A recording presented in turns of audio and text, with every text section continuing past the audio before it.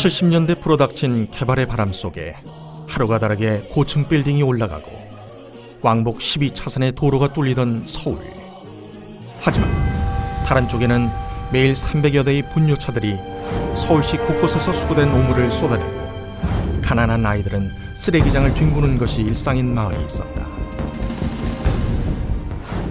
그렇게 냄새나고 어두운 곳에 마치 향나무처럼 자신의 몸을 불태움으로써 세상을 밝히고 아름다운 향기를 내뿜다 쓰러져간 사람이 있었다.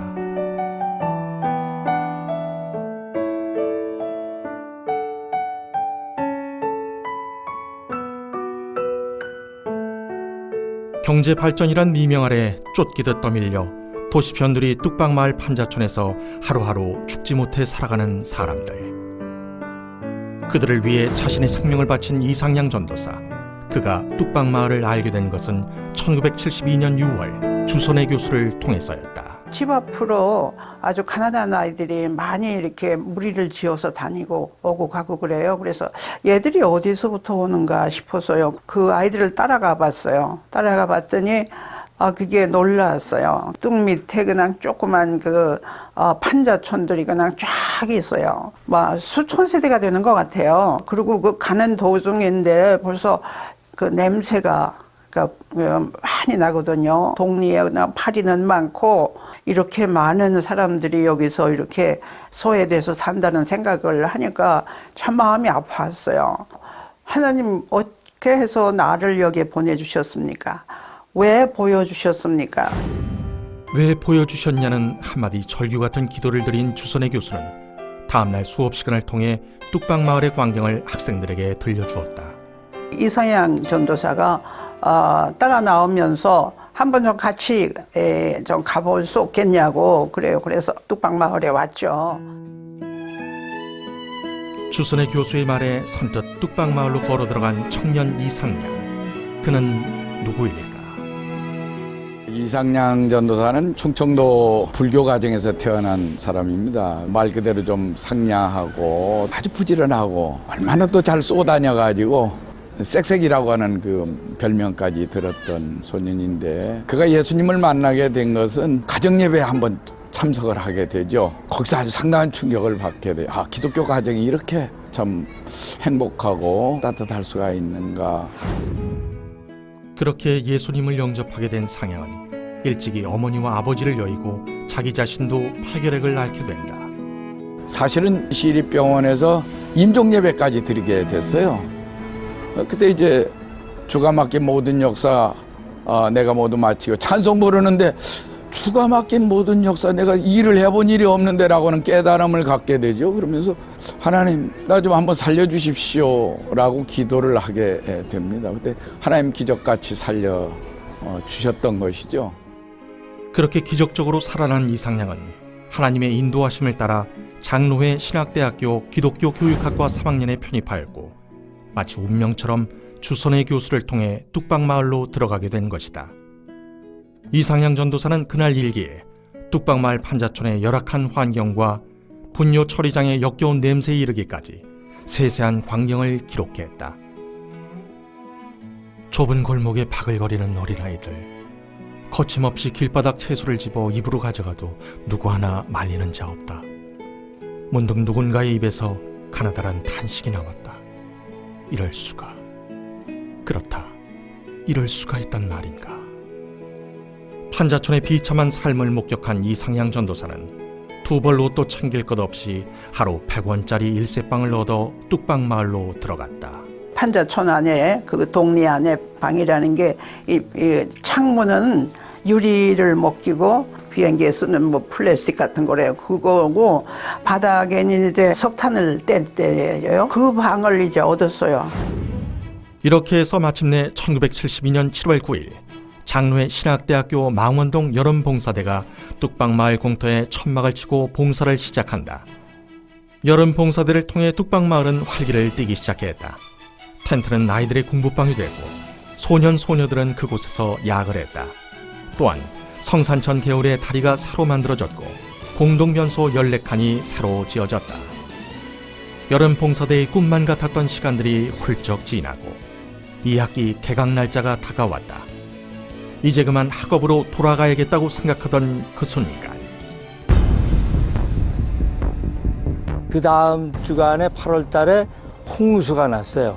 집에 물이 다 차고 걸어갈 때 물이 찬 상태로 들어갔다 나왔어요. 버스들도 이렇게 뒷걸음질해서 다 빠져나오더라고요. 비민촌 사람들은 다 잠겨서 초등학교로 다 움직이는 작업을 전 사람이 했어요. 배를 타야 될 형편인데 배가 있어요. 그 뗏목을 만들어가지고 뗏목을 타고 사람들을 날르고 뭐 아이들을 날르고 그 심부름을 다 혼자 했어요. 그해 망원동 홍수 사건을 계기로 이상양은 뚝방마을에 눌러앉게 됐고 그러면서 망원동의 선교 사역은 좀 더 다양해지고 체계를 갖추게 되었다. 그리고 이상양 전도사와 함께 판자촌에도 기적이 싹트기 시작했다.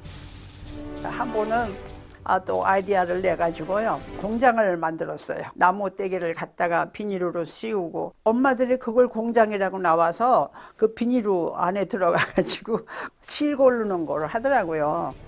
이상양 전도사는 의대생들에게 연락을 해 의료 혜택을 전혀 받을 수 없었던 주민들을 위한 진료소를 세웠고 의료보험 제도를 고안했다. 야간 학교를 만든다고 해서 또 어떻게 방을 하나 얻어가지고 학교에서 못 쓰게 된 그 의자들 몇 개 갖다 놓고 아이들을 모집하니까 한 11명 왔어요. 인간적으로 굉장히 따뜻한 그런 마음을 서로 교류하는 이제 그런 분위기예요. 밥도 항상 같이 먹고. 학교와 어린이집 등 학생들을 교육하는 일에 힘쓰던 이상양 전도사는 교회가 있어야겠다는 생각을 하게 된다. 사랑의 자와 이웃 린자를 쓴 에린 어린이집은 예배를 드리게 되면서 에린 교회가 되었고 1년 후 망원 제1교회로 개명했다. 그렇게 시작된 망원 제1교회는 지금도 여전히 그 자리에서 하나님 나라의 이야기를 계속 써내려가고 있다. 교회가 세워지고 사역의 규모도 점점 커갈 적 망원동 뚝방마을에 철거바람이 불어닥쳤다. 그때 이상양 전도사는 주민 대표들과 함께 주택추진위원회를 결성하고 내 집 갖기 운동 전진대회를 열었다. 한 집에 한 통장, 내 집은 내 손으로라는 현수막 아래 구청장을 비롯한 마을의 유지들까지 모두 이 대회에 참여했다. 뚝방촌의 736세대 주민들은 교회에서 만들어준 주택자립 예금 통장을 받고 술과 담배를 줄여가며 예금을 맡겼다. 그렇게 1년도 채 되지 않아 연립주택을 지었고 530여 세대가 입주하게 된다. 이상양 전도사가 보여준 선구자적 섬김은 다른 많은 이들의 도움과 헌신으로 이어졌고 마을 조직은 점점 체계를 잡아갔다. 그러면서 나중에 새마을운동 뭐 이렇게 뭐 상 받고 뭐 이러는데 이 전도사가 받아야 될 거예요 그거. 근데 자기가 안 받고 통장 보고 받으라고. 그런 거 많아요. 그분은 학교 올라 그러면 포스탈 돈도 없어요 사실. 그러니까 이 분뇨 처리하는 그 운전사들하고 사귀어가지고 학교 올 때 그 차를 타고 오는 거예요. 그러면서 전도도 하고 그 사람들도 운전하면서 얘기가 재미있으니까 뭐 이제 얘기들 하고. 폐를 절단하는 수술을 3번이나 받고 늘 가쁜 숨에도 링거를 맞아가며 주민회의에 참석하고 신방을 하는 등 이상양 전도사는 늘 자신보다 그들을 먼저 챙겼다. 성미를 받아가 자기가 먹는 거 아니에요. 뭘 새가 없어요. 없는 사람들, 솥에 불 안 뗀 사람들, 그런 사람들 갖다 주는 거야. 갖다 놓고 자기는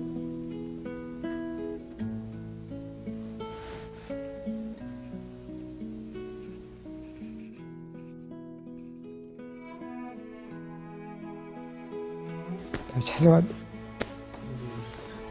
자기는 묵지도 못하면서 그렇게 하시다 보니까 그 폐결핵 환자는 잘 먹어야 되거든요. 고기도 먹고 잘 먹어야 건강해진단 말입니다. 그런데 남은 그렇게 생각하지만은 자기 몸을 너무 돌보질 않았어요.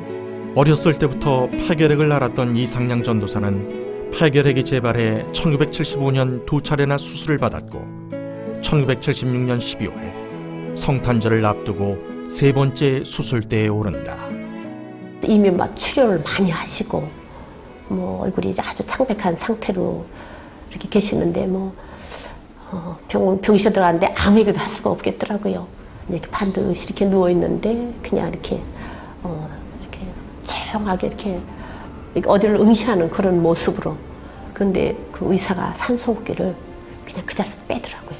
그러니까 이미 벌써 이제 그 응시하고 이러는 그 순간이 조용히 이렇게 이제 운명한 그런 아마 시점이었는가 봐요. 그래서 눈도 못 감고 들어가셨어요.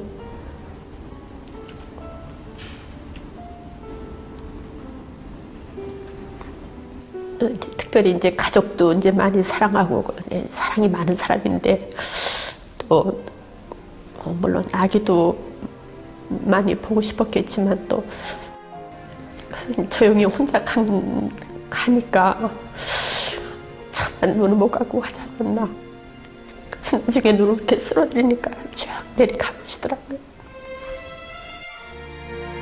1977년 3월 23일 이상양 전도사는 결국 하나님의 부름을 받고 우리의 곁을 떠났다.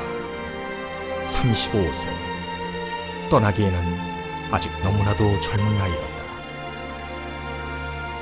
진짜 드문 사람이죠. 자기 자신을 돌보지 않고 그냥 오로지 주민들을 위해서 일하기 때문에 사람들과 사람들이 서로 소통하게 할 수 있는 정말 탁월하게 열려있는 그런 사람으로 저한테는 남아있어요. 망원동의 작은 판자촌에서 일어난 이 위대한 하나님 나라 운동은 왜 보여주셨습니까? 라는 짧은 탄식의 기도에서부터 시작됐다. 왜 보여주셨습니까? 주선의 교수의 애타던 부르짖음에 대한 대답을 우리는 이상양 전도사의 일기에서 찾을 수 있다. 볼 수 있는 것은 축복이다. 보여주심은 행하라는 말이다. 무엇이든 행하라는 말이다. 전하라는 말이다. 이상양 전도사가 꿈꾸었던 것은 구약의 선지자들이 꿈꾸었던 하나님의 나라와 다르지 않았다. 감춰져 있던 하나님의 나라가 하나님께서 보여주신 일에 삶으로 응답한 한 사람을 통해 드러나게 된 것이다. 이상양 전도사의 삶은 부유함과 안일함에 빠져있는 오늘 우리에게 도전하고 있다. 우리가 있어야 할 자리는 주님의 십자가가 서 있는 그늘진 이웃의 곁이라고. 주님의 시선으로 그들의 아픔을 보고 주님의 마음으로 무엇이든 행하라고 말이다.